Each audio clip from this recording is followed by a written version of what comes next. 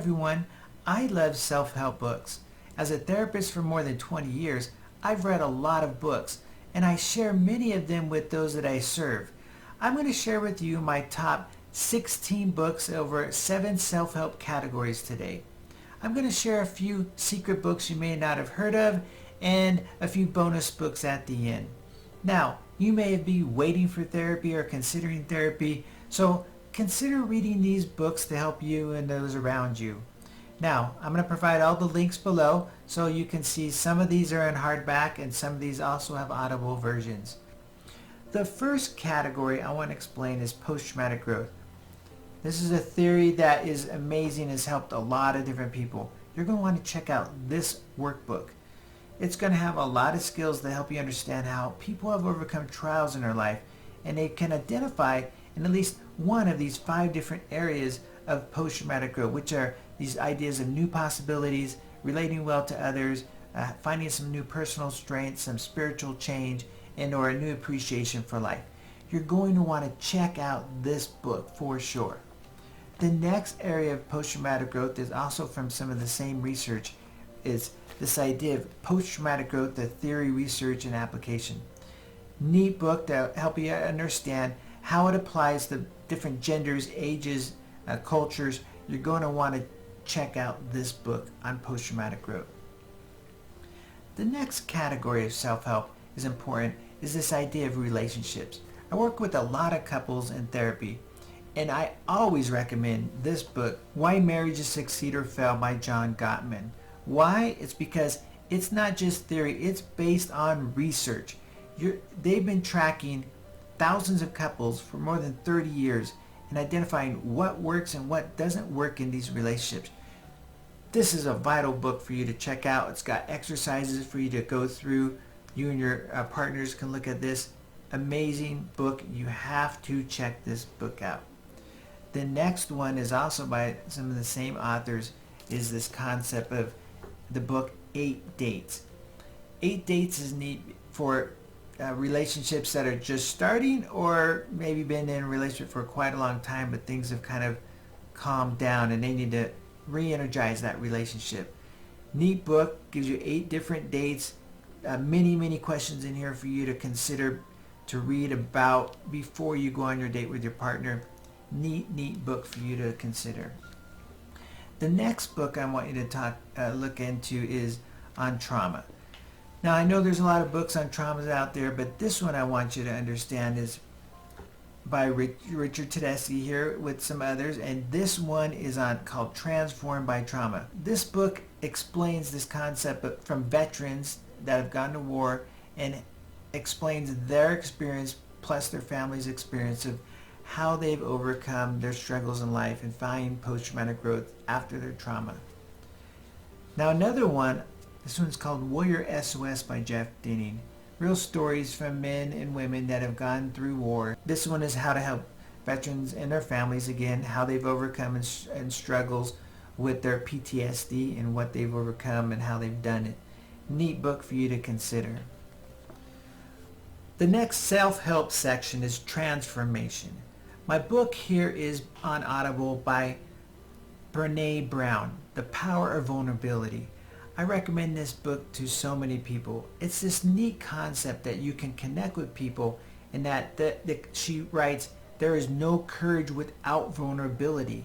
It's a neat way for you to understand how to connect with others and take risks. The next book in this section is also by Brené Brown on Audible. I have is Atlas of the Heart. Personally, my wife loves this book.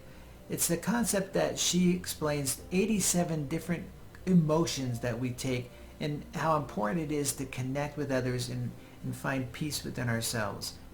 We're halfway through my list of top self-help books. Comment below, what's one book you recommend? Now, back to the list. The next book is another secret gem here, is I Love Me Not by Graham Hendricks.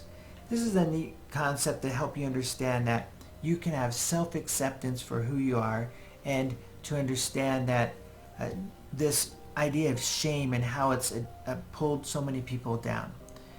Now, one of the other books you're going to want to look into is on resilience. Resilience has been talked about a lot lately. The first book I don't have here with me, this idea of Man's Search for Meaning by Viktor Frankl. Man's Search for Meaning is a classic. This idea of this man that's overcome the struggles of a concentration camp in World War II. He talks about how he can deal with those traumas despite what is going on around him, and how he has to make choices to better himself in the future. You're going to want to look into this book. The next one that's been more current is The Resilience Breakthrough. The Resilience Breakthrough by Christian Moore. 27 tips and tools on how to overcome struggles in your life. Another secret book here is by Brad Anderson, The View from Under My Desk. Brad struggled with depression for most of his life, but has been very successful, and he wants to share with others how you might be able to help others in his personal struggle. It's a neat story to listen to him. The next book I want you to understand is Unawareness. Now, the biggest book that I recommend to everyone is The Anatomy of Peace. You have to read this book. It helps you understand how to have a heart at peace instead of a heart at war, whether that's dealing with family, friends, coworkers, teenagers. It basically follows the story of parents dealing with groups as their children are sent off into a wilderness camp, but it's much more than that. You're going to want to listen or read this book.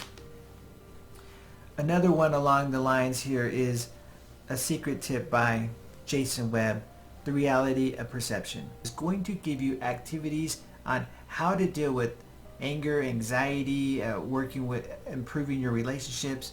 Explains, there's many handouts in here explaining and helping you understand your perceived actions can then influence you into doing good or bad. So you want to have the reality of positivity in your growth.